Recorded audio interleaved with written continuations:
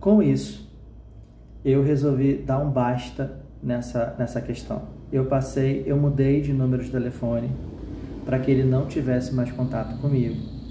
E aí eu fui tentando e procurei mais uma vez terapia para poder tentar reverter esse quadro. Eu fiquei hipertenso, fiquei impotente e fiquei diabético por conta disso. No processo terapêutico, a questão da impotência foi revertida, mas a hipertensão e a diabetes permaneceram. Foi quando que 1, 2, 3 meses depois eu peguei Covid e fiquei muito mal. Fiquei 12 dias no hospital, fiquei na UTI com mais de 75% do meu pulmão comprometido. Então eu poderia chegar a óbito. Ele foi uma pessoa que sempre esteve ali mandando mensagem, perguntando como eu estava e tudo bem. Quando eu passei pelo hospital, eu fiquei muito fraco, fiquei muito debilitado. Eu perdi muito peso, eu não tinha força, minha questão respiratória estava muito ruim. E eu precisei ficar um tempo de molho, sem contato com rede social, sem trabalhar, sem nada. Depois, quando eu fui retomando a minha vida normal, eu falei que eu precisava ir na minha casa. E lá no Rio eu tinha 2 casas. Então eu pedi para ele passar para outra casa, onde ele só dormia, onde tudo meu estava lá, eu não tinha colocado nada, roupa de cama, minhas roupas, televisão, estava tudo meu lá. E pedi para ele passar para outra casa, porque ia eu e o Gabriel para lá. Foi aí que ele começou a criar problema, dizendo que eu não podia ir para lá, porque a casa não era só minha, que a casa também era dele. Sendo que a casa era minha. Eu tinha comprado muitos anos antes de conhecer ele.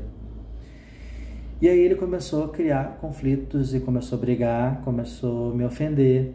E eu pedi para que ele saísse da casa, porque se eu tinha dado um apoio para ele poder ficar lá na casa, depois de tudo aquilo que eu tinha passado, sabendo da informação, da questão de não ser advogado e ter uma identidade, uma falsa identidade de advogado, eu falei assim, não, cara, eu tô te ajudando e você tá me ofendendo, então eu quero que você saia da minha casa. Foi quando ele ameaçou de levar algumas coisas da minha casa. E eu falei assim, não, você não vai levar porque você não comprou nada. Como é que você vai levar algo que não é teu? 2 semanas depois eu fui para o Rio. E quando eu cheguei na minha casa, estava um estado deplorável. A minha casa estava muito suja e limpa. Não tinha TV, ele tinha levado geladeira, fogão, panelas, talheres, roupa de cama, tinha levado ventilador, tinha levado muita coisa, deixou minha casa limpa. Pegou o meu chuveiro e jogou no telhado, fez muita coisa. E aí eu fiquei desesperado, né?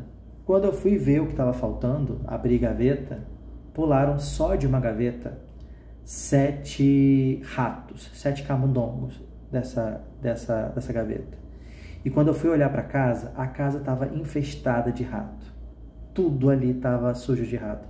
A minha sorte é que a cama, ela tinha um protetor de plástico, porque estava tudo de cocô e xixi de rato. As minhas roupas, o meu guarda-roupa, tudo parecia uma casa de rato. Eu fechei a casa e fui para um hotel, porque eu estava em outra cidade. Antes de sair da casa, eu lembrei do documento da casa que ficava lá, porque eu tinha saído, eu não tinha voltado lá desde a pandemia. E aí, quando eu fui procurar o meu documento não estava. Meu documento de compra e venda da casa não estava. Ele tinha levado. E eu pensei, como ele falsificou a OAB de uma outra pessoa, ele poderia falsificar o documento da minha casa e vender. Eu poderia voltar uma semana depois e ter outras pessoas ali. Foi quando eu liguei para ele e falei, você está com o documento da casa, eu quero de volta.